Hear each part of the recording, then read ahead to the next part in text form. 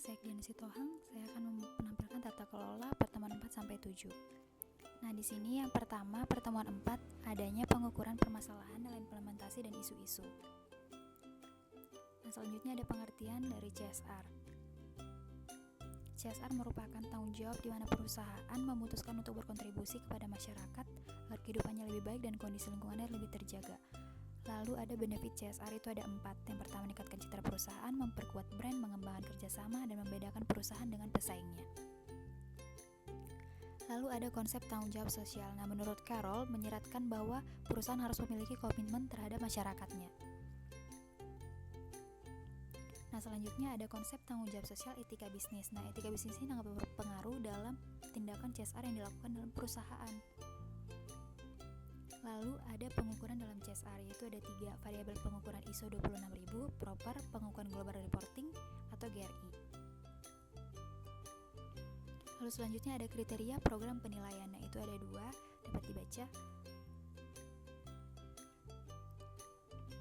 Nah, selanjutnya ada ISO 26000 menekankan pada kinerja, manfaat, dan dampak kegiatan. Nah, lalu ada masalah dalam implementasi CSR. Yang pertama itu komitmen awal, baru analisis kondisi, mengkaji ulang struktur, implementasi, pengukuran, dan laporan hasilnya. Nah, lalu ada isu-isu dalam CSR itu terbagi 5, mulai dari kesukarelaan dan kewajiban sampai privat ke publik. Nah, selanjutnya ada ide-ide dan pendapat mengenai CSR.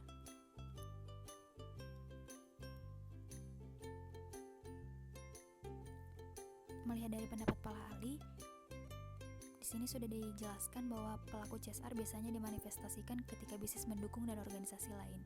Lalu ada konsep tanggung jawab sosial, yaitu terbagi 2, di mana CSR yang dilakukan memiliki komitmen terhadap masyarakat. Lalu ada konseptualisasi CSR.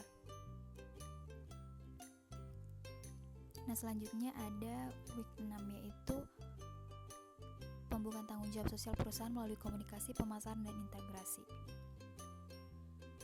Nah, ini ada komunikasi CSR. Komunikasi CSR itu dapat memperkaya bagaimana pemangku kepentingan berinteraksi dengan bisnis dan penawarannya.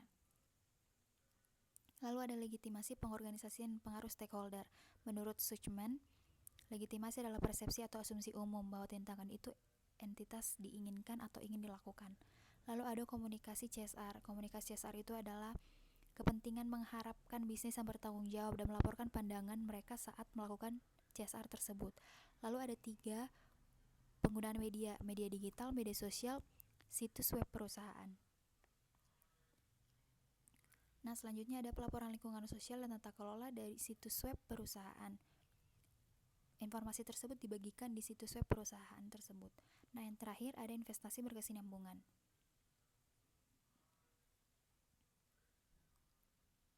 Investasi yang bertanggung jawab secara sosial adalah di mana praktik masukkan tujuan sosial ke dalam keputusan investasi tersebut sehingga mempertimbangkan keuntungan finansial dan menguntungkan CSR juga. Lalu ada komunikasi CSR beserta isinya.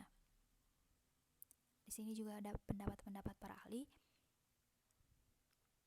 Lalu latar belakang investasi yang bertanggung jawab. Jadi, investasi yang dilakukan mereka itu bertanggung jawab atas CSR yang sudah dilakukan perusahaan. Nah, investasi bertanggung jawab sosial yaitu termasuk investasi positif, investasi komunitas, pendekatan, investasi berdampak, dan investasi yang dapat dikendalikan pemerintah.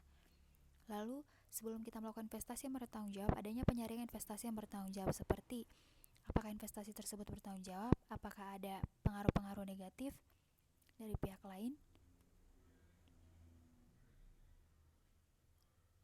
dan tersebut dapat dipertimbangkan.